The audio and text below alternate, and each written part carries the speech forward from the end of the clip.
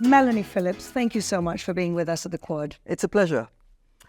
Melanie, I bumped into you down the street. We live nearby a few weeks ago. And I said to you, how does it feel being a prophet? Why? Because Melanie in 2006 wrote a book called Londonistan, basically saying that Islamic fundamentalism was going to take over the UK if something wasn't done. That was in 2006. And you see what's going on now. How do you feel about this? Because I told you so can't be very satisfying when you're seeing your city in the state that it's in. Indeed, it's not very satisfying, and it's even worse than that because I've written other books which I believe have also been proved to be correct, and it is extremely frustrating. A prophet is always without honour in her own country, it's always said, and nobody sees it until it's in their face. And unfortunately, people still aren't seeing it properly. And even today, even though there are millions of ordinary Brits who understand this situation and who are horrified by it and want something to be done about it, even today, the British establishment, politicians, the intelligence service, the civil service, they're in denial. They're still in denial about the theological cause of Islamic extremism. And it's extremely frightening and worrying when you have a situation which is not only in itself an alarming situation, a large body of people who will not live by British values, but you have people who are responsible for the state who deny it, who deny what they're up against. And what's interesting is that you also went through a journey to see that, because 30 years ago, you were a Guardian journalist, completely sold into that mindset. And if you could just talk us a little bit through your own awakening. Yes, well, you invite me to go back into the Neolithic age when I was a young person. And it was, I joined The Guardian in, I think it was 1977 or something like that, 78. And in 1982, there was the Lebanon War here in Israel, and Israel was waging the Lebanon War. I, at that time, had never been to Israel, never wanted to go to Israel. And to my astonishment and horror, Israel was painted, it was the first time I heard it, painted literally as a Nazi state. Ariel Sharon was a Nazi. And out of the woodwork came a whole load of unbridled anti-Semitism against Jews in Britain on the basis that we all stuck together and we were all supporting this Nazi state. That was the first time I heard it. And I was a Guardian editorial writer at the time, and I believed at the time that the Guardian and the left believed in the things that I believed in and still believe in, which is to stand up against abuses of power, wherever they may be, to stand up for truth against lies, for victim against victimizer, and to be on the side of progress and decency and compassion and civilized values. And I thought we were all marching under the same banner. And I came along to an editorial meeting during this period of the Lebanon War, and I said to my colleagues at The Guardian, who were all immensely well-educated, many of them brilliant, such lovely people. They were so nice, they were so civilized, they spoke so well, and they were so clever. And I said to them, why do we appear to have a double standard? Here is Assad, the father, in Syria, under whose regime something between, 15 and 40,000, I think they were Muslim Brotherhood types, had been wiped out over the course of a couple of weeks. And it's a down-page, foreign-page story. It's nothing much.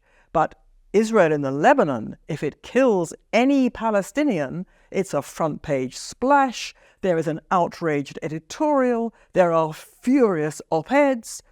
We appear to have a double standard, I said.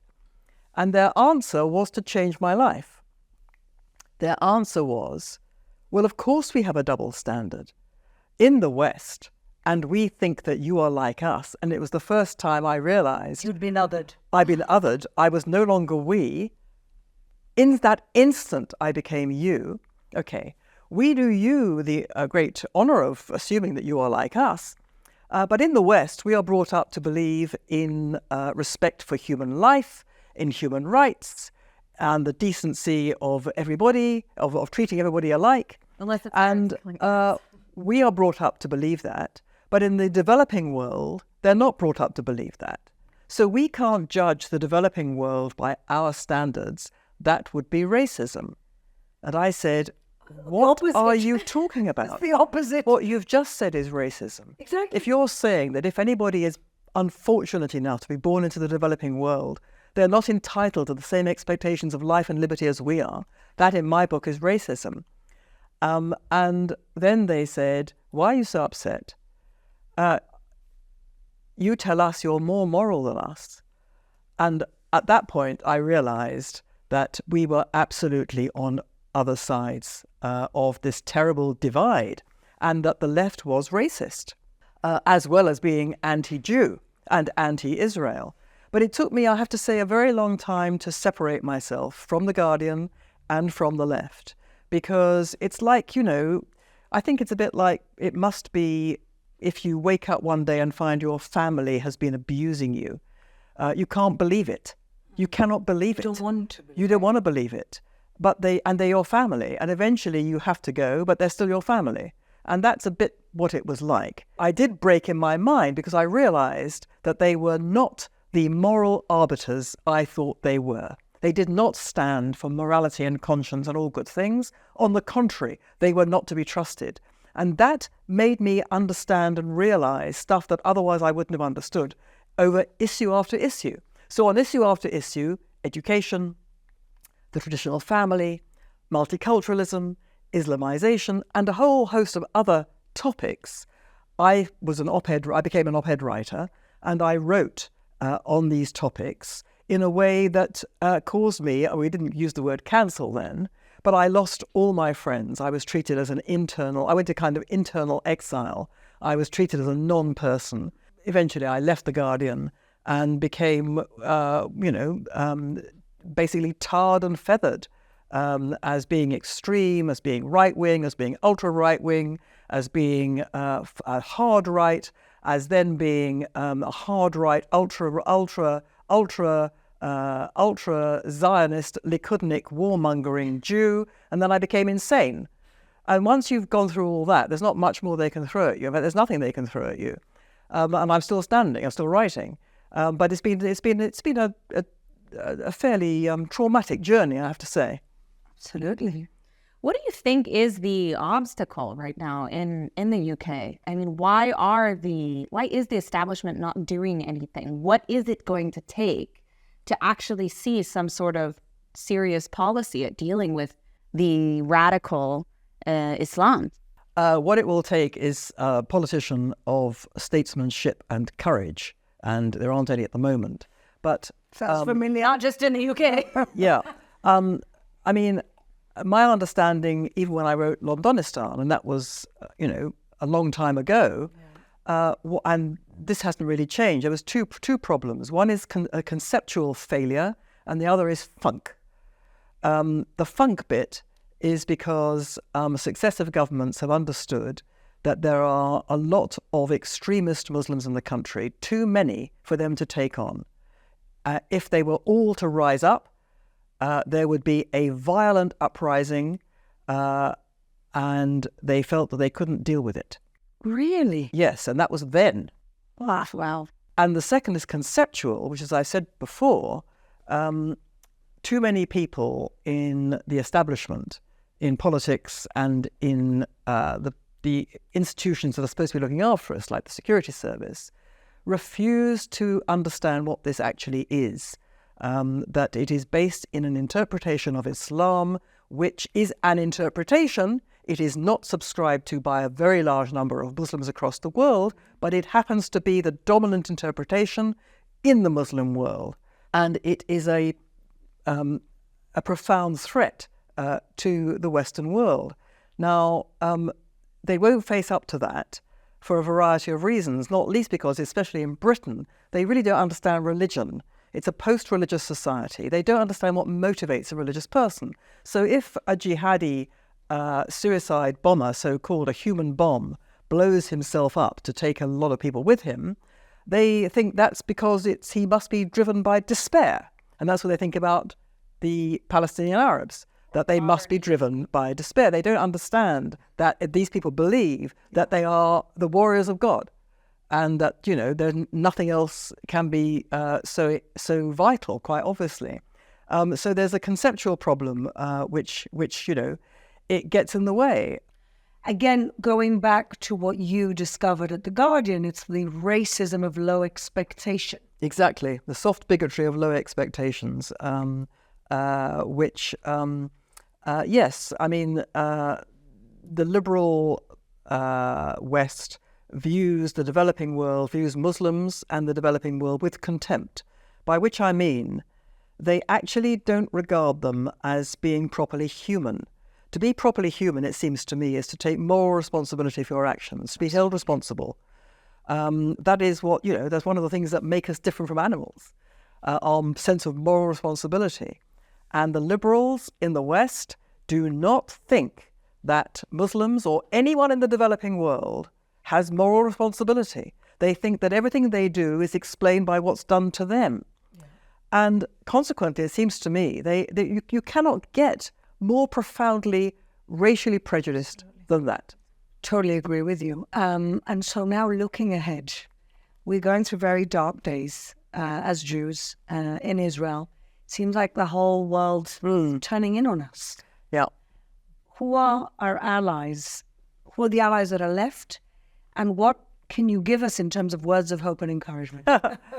Well, look, I'm British, and for several years now, in Israel is where I've spent most of my time. My main home is here, although I do spend a great deal of time in Britain. And I have to say, it is such a wonderful thing to be here. It's such a privilege to be here, and it's such a privilege to be here at this inflection point in the world's history, and this pivotal point, I think, in the history of the Jewish people, because what happened to us on October 7, as we all know, is not just an act of terrorism, it's not just an atrocity, it was a seismic event which will mark us forever, and it will change us in ways which I don't think we can really predict. Now, I feel when I'm here so much better than when I feel in Britain, than what I feel when I'm in Britain, by which I mean this: I don't feel any safer here in physical terms. How could I be? I mean, in London, I don't have 150,000 Hezbollah missiles pointing at me from Lebanon. I don't have people down the road with knives and other weapons ready to kill me. I don't have rockets coming over from Gaza. But that's what I mean.